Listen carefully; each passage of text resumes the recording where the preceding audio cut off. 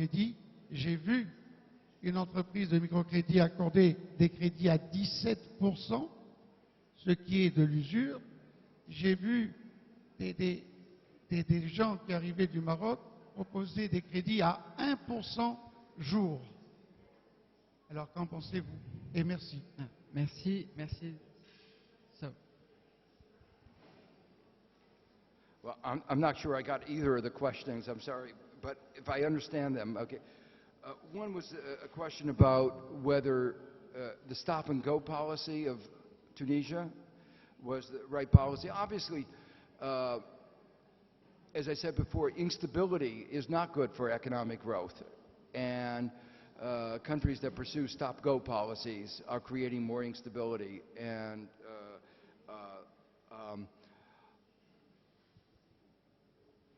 particularly small countries inevitably are going to be buffeted by international currents, and it's very difficult to foresee the directions. So, for instance, a year ago, most people did not fully see the magnitude of the European downturn, the recession, which will almost surely affect Tunisia.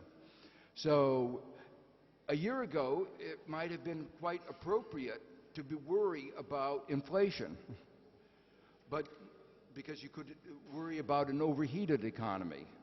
But all of a sudden, you go from an overheated situation to a situation where exports are falling and demand is falling, and there's a need to reverse course.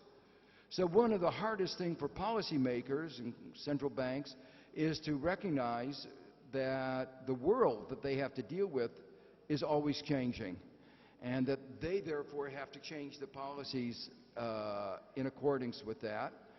Some central bankers, like the ECB, has consistently, I think, or very frequently misjudged. So they have changed too slowly, so that when the economy was slowing down, they didn't respond to the changing economic circumstance. But this is, you know, because we have cloudy crystal balls, we can't, no policymaker can really manage this perfectly. I guess another part of the question was about debt. Yeah. Tunisia is lucky that it does not have the levels of debt that many other countries do.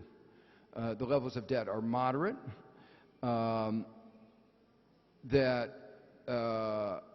my understanding, the numbers are actually lower than that of the United States, lower than, much lower than that of Greece, lower than Spain. And that obviously gives you a little bit of room to maneuver. At the same time, one needs to remember how quickly debt situations can change. Ireland in 2008 had a very low debt GDP ratio, so did Spain. And all of a sudden, a low debt GDP ratio turned, you know, from around 35% to over 100% within a span of a couple years. And so the implication of that one is that one has to be cautious in undertaking debt. That one has one should be very worried. International financial markets are very fickle. They're not stable. And that goes back to the first point. And they can all of a sudden increase the interest rates you have to pay. They can cause a crisis. They can force a loss of economic sovereignty.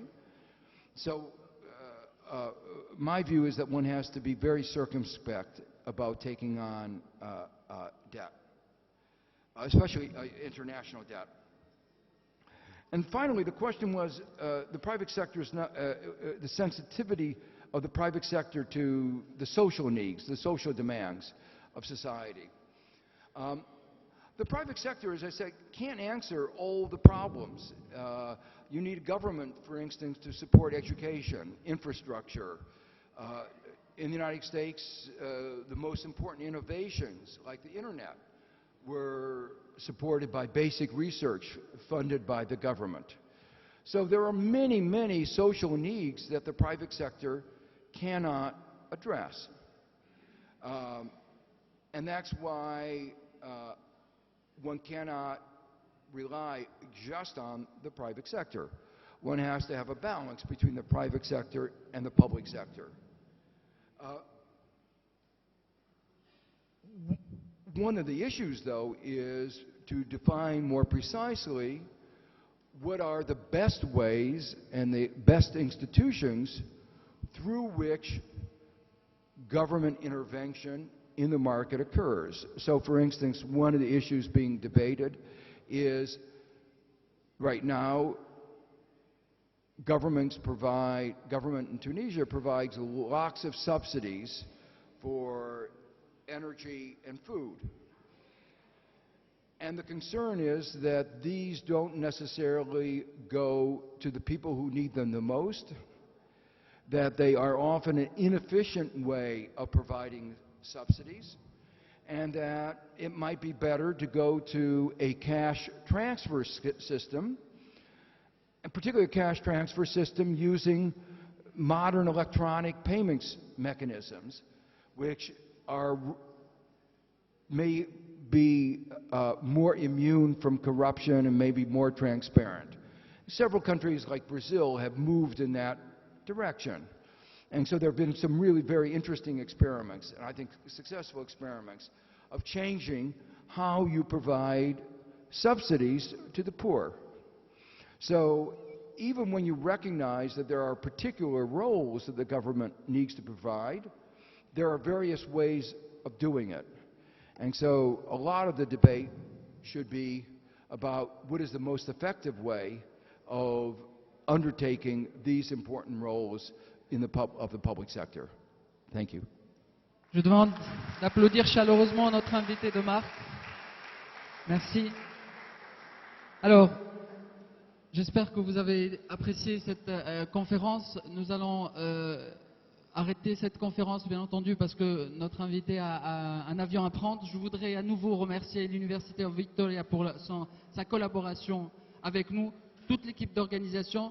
Alors, tous les invités de marque prestigieux qui sont là, nos partenaires entreprises, mais aussi les diplomates qui sont venus, monsieur le ministre qui nous a fait l'honneur d'être parmi nous, et donc vous tous. Et je vous invite tous pour sortir par la grande porte et passer derrière pour une réception où nous pourrons discuter encore davantage sur ces sujets. Merci à vous tous.